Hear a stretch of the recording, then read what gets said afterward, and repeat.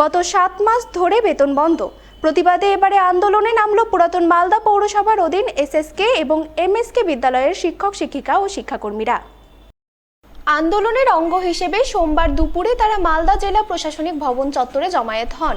এরপর শিক্ষক শিক্ষিকা এবং শিক্ষাকর্মীদের পক্ষ থেকে একটি ডেপুটেশন মালদা সদর মহকুমা শাসকের হাতে তুলে দেওয়া হয়, যাতে অতি সত্বর তাদের বকেয়া বেতন প্রদান করা হয়।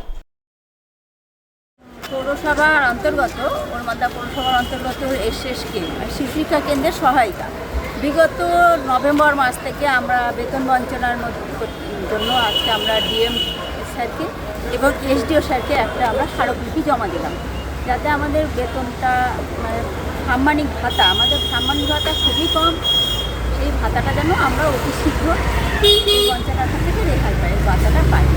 আমরা একটা স্মারকলিপি পুরো 7 মাস চেয়ারম্যানকে জানিয়েছিলেন?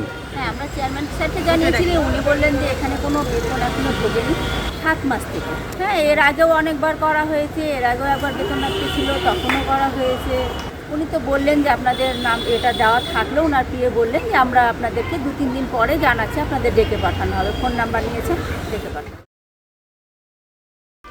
সোমবার মানিকচক গ্রামীণ হাসপাতালে বিধায়কের উপস্থিতিতে অনুষ্ঠিত হলো রোগী কল্যাণ সমিতির প্রথম বৈঠক। সবাই উপস্থিত ছিলেন বিধায়ক গৌরচন্দ্র মণ্ডল, বিডিও সুমন কুমার মণ্ডল, বিওমএইচ অভিক শঙ্কর কুমার সহ অন্যান্যরা। এদিন হাসপাতালে চিকিৎসা পরিষেবা, পরিকাঠামো উন্নয়ন, রোগীদের সুবিধা বৃদ্ধি এবং বিভিন্ন প্রশাসনিক বিষয় নিয়ে চিকিৎসক, স্বাস্থ্যকর্মী ও সকল স্টাফদের সঙ্গে বিস্তারিত আলোচনা করেন। আর বাথরুমগুলো আমি মিটিং করেছিলাম, বিডিও সাহেব এরা বলেছি, অনেক সময় ওরা বদমাশি করে ওটা দেখে নিচ্ছে, এখনই বলছে।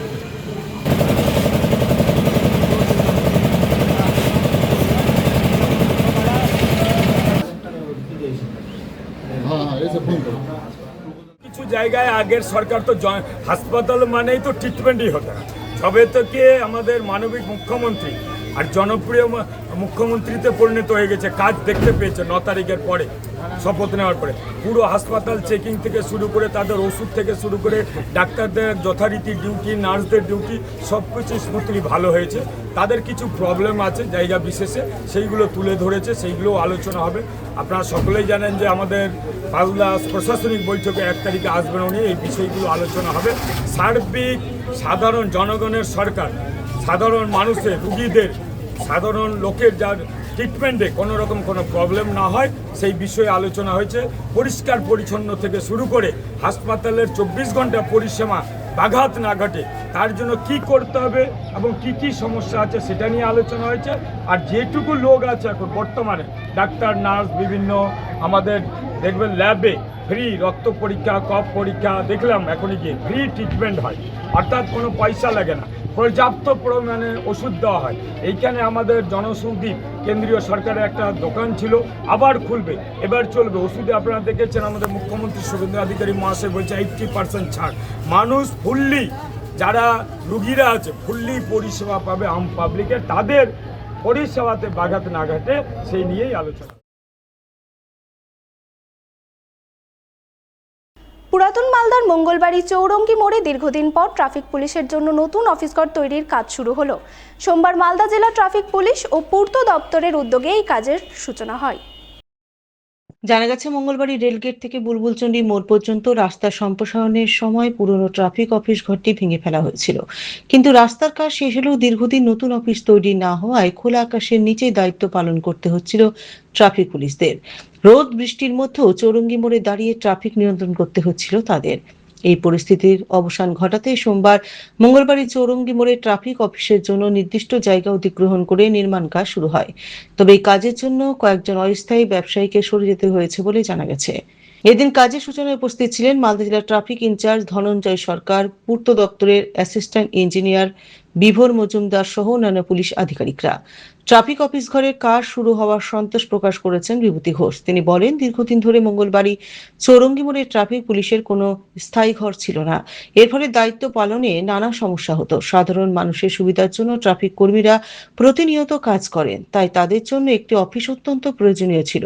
পাশাপাশি যেসব অস্থায়ী ব্যবসায়ীকে সরে যেতে হয়েছে তাদের বিকল্প ব্যবস্থার দিকেও নজর দিতে হবে। আমরা পুরাতন মালদা পৌরসভায় আপনারা জানেন যে বিবেকানন্দ মোড়, সেখানে একটা ট্রাফিকের বুথ আছে, বসার জন্য আছে। কিন্তু আমাদের নেতাজি মোড়, যেটা খুব ব্যস্ত রাস্তা আমরা বলতে পারি, পুরাতন মালদা পৌরসভার হার্ট বলতে বলাই যায়, এবং সেখানে বাস্তবিক ট্রাফিকদের কোনো বসার বুথ বা জায়গা নেই। ট্রাফিকরা সাধারণত মানুষের জন্য, মানুষের বিভিন্ন রাস্তা পারাপার থেকে শুরু করে এবং মানুষের চলাচলের বিভিন্ন তাদের বিপদ থেকে তাদের উদ্ধার করে। আমি চাই যে ট্রাফিকদেরও বসতে হবে, এবং সেখানে যদি কেউ যেখানে বুথ করছে সেখানে যদি কেউ বসে থাকে ফুটপাত ব্যবসায়ীর মধ্যে, তাদের ব্যাপারেও আমাদের চিন্তা ভাবনা করতে হবে, তাদেরকেও আমরা একটা জায়গায় নিয়ে বসাতে পারি এবং ট্রাফিকেরও যেন একটা বুথ হয়। সেই ব্যাপার আমাদের পুরাতন মালদা পৌরসভাকেও দেখতে হবে, পুলিশ প্রশাসনকে দেবে, জেলা প্রশাসনকেও দেখতে হবে। কেননা ট্রাফিক বসবে না, ট্রাফিকের জায়গা বসা হবে না, এটাও কাম্য নয়। আবার যারা উচ্ছেদ হচ্ছে তারাও বেকার হবে, সেটাও আমাদের কাছে কাম্য নয়। আমরা চাই দুইজনই যেন ট্রাফিকও বসে এবং তারাও যেন একটা বসার জায়গা পায়, তাদের রুটি এবং রুজিতে যেন ঘামচি না পড়ে, সেদিকে আমাদের নজর রাখতে হবে।